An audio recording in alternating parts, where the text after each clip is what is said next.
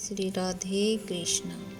भगवद गीता के 30वें अध्याय का प्रारंभ। अर्जुन ने पूछा, हे जनार्दन, यदि आपके तप से कर्म से बुद्धि श्रेष्ठ है तो केशव मुझे इस घोर कर्म में क्यों लगाते हो?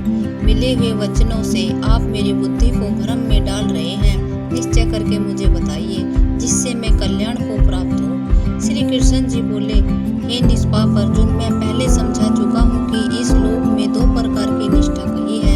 एक तो संख्या वालों का ज्ञान योग और दूसरा योगियों का कर्म योग। कर्म का प्रारंभ न करने से ही कोई निष्कर्म नहीं कहलाता और कर्मों का त्याग करके संन्यास करने से ही किसी को सिद्धि नहीं मिल जाती।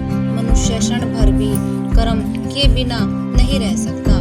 प्रकृति के गुण ही सब मनुष्य को कुछ न कुछ कर्म करने में लगाते हैं। जो अज्ञानी कर्म इंद्रियों को रोककर आत्मचिंतन करने के बहाने विषयों की चिंता करता है वह पाखंडी मिथ्याचारी कहलाता है। हे अर्जुन, जो इंद्रियों को मन से दमन कर और विषयों में प्रवृत्त न होने देकर उनके कार्य लेता है वह कर्म योग का अभ्यास कहलाता है और श्रेष्ठ कहलाता है। अपने धर्म के अनुसार नियमित कर्म करो, क्योंकि कर्म न करने से कर्म को करना अच्छा है। बिना कर्म किए तुम्हारे शरीर का निर्वाह नहीं हो सकता। हे पोंते, यज्ञ के निमित्त किए जाने वाले कर्मों को छोड़कर जितने कर्म हैं उनके करने से मनुष्य को बंधन होता है। अतएव तुम फल की इच्छा त्याग कर यज्ञ के लिए कर्म करो। सृष्टि के आरंभ काल में ब्रह्मा जी ने यज्ञ सहित प्रजा को उत्पन्न कर प्रजा से कहा था कि यदि कर्म करके वृद्धि को प्राप्त होगे, यह सब कर्म तुम्हारे निमित्त कामधेनु होवेंगे। इस यज्ञ से तुम देवताओं को संतुष्ट करते रहो और देवता भी तुमको संतुष्ट करेंगे। इस प्रकार परस्पर बर्ताव करते हुए तुम और देवता कल्याण को प्राप्त होगे। यज्ञ आदि कर्मों से प्रसन्न होकर देवता तुमको इच्छित सुख की सामग्रियां देंगे, परंतु उनके दिए हुए दान को जो बिना उनका भोग लिए ग्रहण करता है वह चोर है। पंच महायज्ञ करके जो शेष बचा हुआ भोग ग्रहण करते हैं वह सब पापों से मुक्त हो जाते हैं और जो अपने निमित्त ही अन्न पकाते हैं वे पापी पुरुष पाप को ही भक्षण करते हैं। अन्न से ही प्राणियों की उत्पत्ति होती है। अन्न मेघ से उत्पन्न होता है। मेघ यज्ञ द्वारा जल बरसाता है और यज्ञ की उत्पत्ति कर्म से होती है। कर्म की उत्पत्ति ब्रह्मा से हुई है और ब्रह्म अक्षर परमात्मा से। इस कारण सब पदार्थ में रहने वाला जो ब्रह्म है वह सब युगों में प्रस्तुत है। हे पार्थ, इस प्रकार चलाए हुए कर्म के चक्र के अनुसार जो नहीं चलता वह पापमय है। जो पुरुष आत्मा में ही रत रहता है और आत्मानंद अनुभव से तृप्त रहता है उसे कुछ भी कार्य शेष नहीं है। वह कोई कर्म करे या न करे उसको कोई प्रयोजन अथवा लाभ नहीं है और किसी प्राणी से अपना लाभ कराने की भी उसको कोई आवश्यकता नहीं है।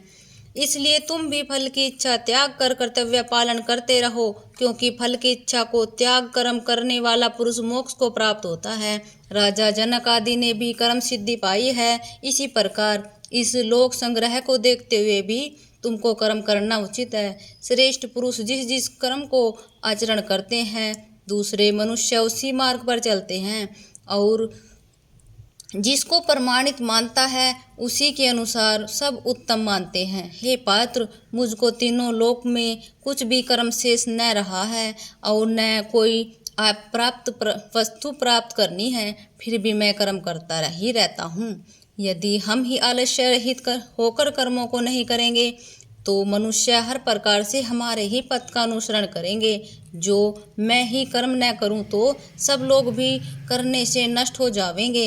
इससे मैं ही वर्ण संकरों से उत्पन्न करने का हेतु बनकर प्रजा को नष्ट करने वाला समझा जाऊंगा। जिस प्रकार अज्ञानी फल की इच्छा करके कर्म करता है वैसे ही फल की इच्छा न करते हुए ज्ञानी को लोक शिक्षा की इच्छा करते हुए कर्म करना उचित है। कर्म में आसक्त ज्ञानियों की बुद्धि में ज्ञानी भेदभाव उत्पन्न न करें, परंतु आप स्वयं कर्म करता हुआ उससे भी प्रसन्नता पूर्वक कर्म करावे।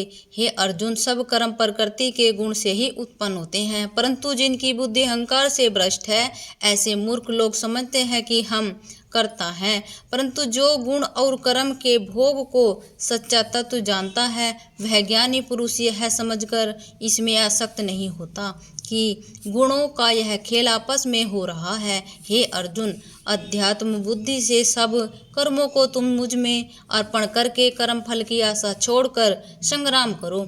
जो पुरुष श्रद्धा पूर्वक मेरे वचनों पर दोष दृष्टि न करके मेरे इस मत के अनुसार आचरण करते हैं वे लोग कर्म बंधन से निश्चय मुक्त हो जाते हैं, और जो अज्ञानी इस मत पर दोष दृष्टि करते हुए इसको ग्रहण नहीं करते वे संपूर्ण ज्ञान से रहित हैं। उनको नष्ट हुआ जानो। अपना कठिन धर्म भी दूसरों के सहज धर्म से हित कर होता है।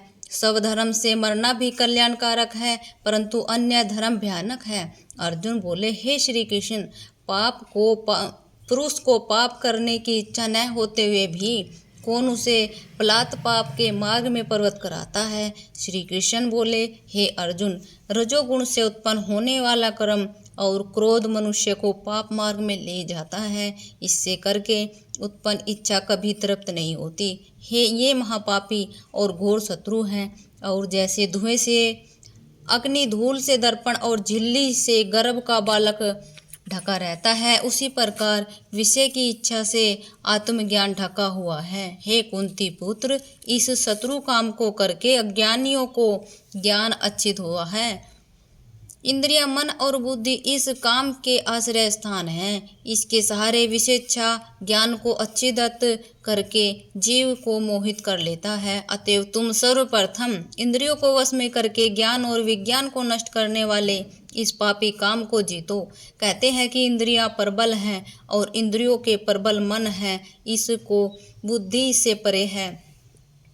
उस आत्मा को जानकर निश्चयात्मक बुद्धि द्वारा मन को निश्चल करके हे महाबाहो, तुम उस दुर्धर शत्रु को जीत लो। बोलो जय श्री राधे कृष्णा।